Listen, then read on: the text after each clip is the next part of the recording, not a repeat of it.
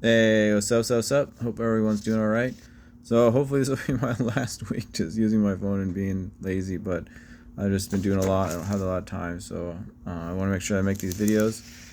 For me, a lot of it's just like learning, and so I have to go through it. Then also just like practicing, and then also just making sure I at least make one video a week. Um, okay, so oh man, I gotta go back on the refrigerator. So this is the week 39, and I mean, maybe I can. So it's Mondays. I'm trying to think if I can remember what these days were. So it's week 39, and so it's the beginning of the New Testament, and so it's Matthew 1 through Matthew 21. And the days that I have Monday through Friday, and Monday, Tuesday, Wednesday, Thursday, and Friday. So Monday I have Jesus, because that's that's the most important thing. Obviously, the whole entire Bible is Jesus. So Monday I have that's like the day that I think about Jesus, and it's the New Testament. It's all about Jesus, and Matthew goes about the lineage. And so on Monday, the main idea that I have for Monday is Jesus. So I just want to make sure that I remember each day was, because I don't have them all on this one, because this is October right now. It's October 3rd, so I have a little broke up. But remember, so if you read the Bible in 50 weeks or 50 different parts, and you go through one part a week, and it's about 14 pages. Then go through the Bible in 50 weeks, and so this week we're actually is week 39. So last week we finished the Old Testament. Now we're on the New Testament, and so when I actually listened to the New Testament, I listened to it on the drive today, and then I read about listened to about half of it, and I read about half of it, and listening to it and reading it are two different things, but I think you get something out of both of them. And so, you have Matthew, and the Matthew, you have the lineage of Jesus first, and then after the lineage, I'm trying to think, because Matthew, Mark, Luke, and John are a little bit different, right? They're all different verses, or they're all different parts of the Bible. What's the difference between all of them? Who are they? So I've heard lots of different theories about, what's the difference between them, and like who they're meant to read, and why you have 4 different chapters or 4 different books. And for me, I just think it's a different point of view on Jesus and his life, and the events that take place that are recorded are different in each of them, right? Like the way that Matthew records it, and the way that John and Mark and Luke recorded are different ways. I personally, when I first started reading the Bible, I liked Matthew a lot. I think Matthew was the best for me to read. I liked to listen to it, and now I actually like John. So I listen to John every night before you go to sleep, and so John's my favorite right now. Matthew was my favorite. Mark, I don't really like too much. It doesn't speak to me, I guess. Some people might like Mark the most. And then Luke, they all have their place. But when I listen to it or when I read it, I like John a lot. And then maybe that'll change, right? Because I only like Matthew at first, and then now I like John a lot. So maybe one day I'll like Mark more, or might like Luke more. So yeah, so I have Monday, I have Jesus. And so, what's the main thing of Jesus? The main thing of Jesus is, he died for. There's just so many things with Jesus, right? You can't really put it into one day. The whole entire Bible is pretty much about Jesus, or Jesus coming, and then the New Testament is all about him and what he wants. It's God and Jesus are like obviously the main themes, and so you can't just have God as one day or Jesus as one day. But I think just it's important, like the New Testament thing, that it's the Savior of the world. And so Jesus, like the most important thing, I guess, to man is that without him, all would probably be lost. So I don't know about probably, but it feels like everything would be lost if there wasn't Jesus. So he's the Savior of all men. The most important thing of man besides God is Jesus. So pretty important thing, it's just about as important, so you can't really put it into words. It's hard to. And so Tuesday I have John the Baptist. And John the Baptist is, I guess it's easier to talk about for me because it's not as big as Jesus. Jesus, like, you can't really talk about it in just one day or just one theme. Like, what is that one day? But for John the Baptist, it's interesting. I think the most interesting thing, at least for me, that always stands out is that he says that he's not Elias. He denies that he's Elias. He also denies that he's Jesus or the Christ or that prophet. I don't know what that prophet means when the Pharisees ask him about it, but he denies that he's Elias. But Jesus later refers to him as Elias, and so what does that mean? And for me, I think that I think in my life, in the way that I live, it's like the religious authority, I feel like it's just so scary and so intimidating. You're not supposed to be scared of them. I think that maybe it's possible that, at least the way that I see, like, the religious authority, if I was in John's place, I think that maybe he just didn't want to say that he was Elias when he didn't know for sure. So I don't think he was lying. I just don't think he knew. I think he was maybe ignorant of the fact that he was Elias, and so he didn't want to, like, step out. And maybe it was a religious authority, or maybe he feared God more and didn't want to say that he's something that he's not. So I don't know if it was just the religious authority that he feared, or was it God that he feared, because he didn't want to say that he's something that he's not, because he didn't want to get God upset with him. But also he didn't want to say that he is Elias, maybe because he didn't want to say that to the religious authority, because obviously they crucified Christ, and so they were probably pretty scary. And I think that if you can imagine that they would crucify the Son of God, what else would they do to somebody that is outside, that was speaking against him? And they threw him in prison and beheaded him. And so it was Herodias did that. But he was against the religious authorities. At least he called a lot of them vipers and stuff. And the religious authority is also pretty intense. And so I don't know. It's just, I think that the religious authority, and I think that just those that are in authority, whether they're the religious authority or the government authority, they're intimidating, because what they can do, they have the power to do whatever they want to do unless God stops them. And so it's just intimidating. So I don't know. John was just why he said that he wasn't Elias when Jesus said that he was. If he just didn't know, or he was worried, and he just didn't want to speak out of place. He wasn't 100% sure. So, and then Wednesday I had the 12 disciples. And a lot of these videos, I'm just trying to think through these things, and it kind of helps me to think through them when I have them on video. And if anybody ever responds and lets me know what they think, it'd be great too, because then I can kind of see what other people's point of view is.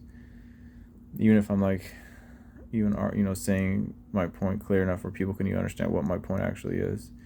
And so Wednesday I have 12 disciples, and I was thinking about 12 disciples on Wednesday is like, I wonder what their lineage is, like, wonder what their kids are, like, their kids, I would imagine are pretty important, right? Like, if they were important, 12 disciples are like super important, they had kids, at least I feel like I don't know if it says for sure they had kids, but they seem to have kids, and it's like, if they had kids, then their kids had to be like really important, and I would imagine they would be important people in the society if they're like, oh yeah, my great dad was like this a disciple of Christ. Like, I feel like their lineage would be really important. So I think about where their lineages and where their kids are, like following that down through the times. I wonder what historical people that they played. I think that academic history is inaccurate, and so we don't really know what role they played, and I don't think academia's history was going to give them any credit, or at least not in the history books.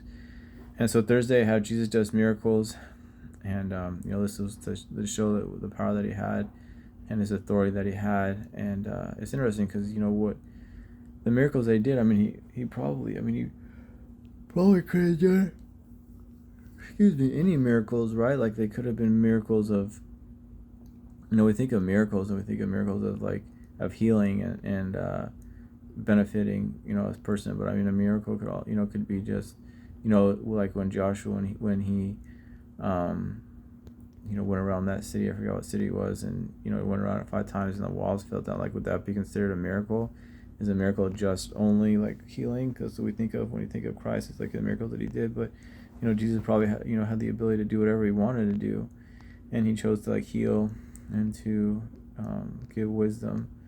And most of the miracles, I guess, were like healing. I guess he walked on water. He turned water into wine. And so, like, the miracles that he did, they weren't like hurting anybody ever. And I wonder if miracles could hurt people as well. We always think of miracles as helping, never miracles as hurting. But I wonder if a miracle could be hurting as well, or if it's considered something else. But since Jesus only did miracles, only did acts outside of like healing the blind, like this is just outside of the realm of possibilities for what we understand, at least, without faith, without God intervening. This is how the world works if God didn't intervene. And so, but is that only considered miracles, or if it's something that's helpful. But if it's God intervening outside of what is worldly possible, and is that as a miracle? If it's something that is, like Joshua, like I said, going around the city and the walls falling down, it's like, is that still considered a miracle? Is a miracle only have to consider something that's good? And so, um, I don't know. I guess a miracle, I guess for me, would be considered something that is, healing. I don't think it's something that God does that is, that hurts people is a miracle. It's just like God's wrath. It's like it's a different word for it. And then Friday I have Jesus teaches the people, and it's interesting I think too because the people were like lost, like they think they were really lost, and so like what accountability did they truly have because they were so lost, and they only had what options? They had the religious authority at the time, and they had the heathen, and those were like the only two options that they had. So they didn't have like any option that was good until Jesus came. And they had like the Old Testament, but it was taught to by the religious authority, and the way that the religious authority would say these things happen and taught these things, it's just not accurately probably depicted how things actually were. So they had very little options. So Jesus went around and taught them, but I just can imagine that before he taught them, they were pretty lost, and I would imagine pretty gnarly. And so this other thing I was thinking of today was actually kind of not necessarily anything to do with this reading, but it's like, so we're like told to give, right? Like we're told to give our alms and give to the poor. But I wonder, like, if you're paying your taxes, are you like giving to the poor, like in U.S. society? Because like there was always taxes, like Jesus had to pay taxes. But I mean, like right now, like if you pay taxes, like technically the government pays for like welfare and all these different things. And so like back in the day when the Jews, like they tithed and stuff, like they gave their 10%, they did all this other stuff, but that was to the government, which was exactly like the government. So they gave their tithing to the government, and they paid their taxes, and the government took care of the people, and that's what the old tithing was in the Old Testament. And so now, if we live in a Christian society and we give our taxes to the government, are we therefore tithing? So what's the difference between a Jew giving the money to the government than an American giving the money to the government, if it's supposedly a Christian country? And so I wonder if considering giving, just paying taxes, is considered tithing. Like, are you, because you're giving your money and your money is getting spent to like feed the poor, for housing, for welfare programs. If the government is paying for welfare programs and you're paying your taxes, are you therefore tithing and giving to the poor? If you're paying your taxes and sales tax and everything else, and like if you're just building roads and you're building armies, the government's doing that, like that, I don't necessarily consider that tithing. But if the government's taking care of the poor and you're paying your taxes, like would that can be considered tithing? Because right now in my life, I don't really find it. I'm not like giving my money away to anybody. But somebody who's poor can go and get like food stamps, and they can get help. Although it is hard when you're poor and you're homeless to actually. Was it upside down? What did I do? But it is actually hard though. Like if you're homeless to get help. Like there are homeless shelters.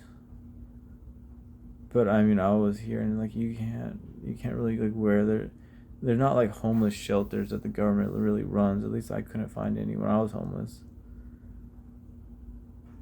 You're just pretty much on the street. And you rely like on people giving you money. So although the government pays taxes and stuff like that, they're not given to the homeless people. Once you're homeless, you're kind of just SOL.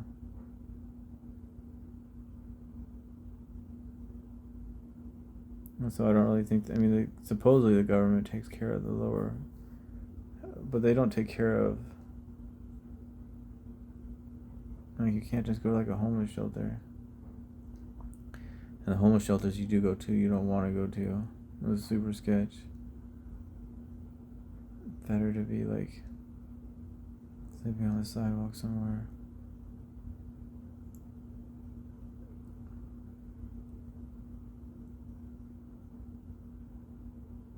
Yeah, the homelessness right now in America is really rough.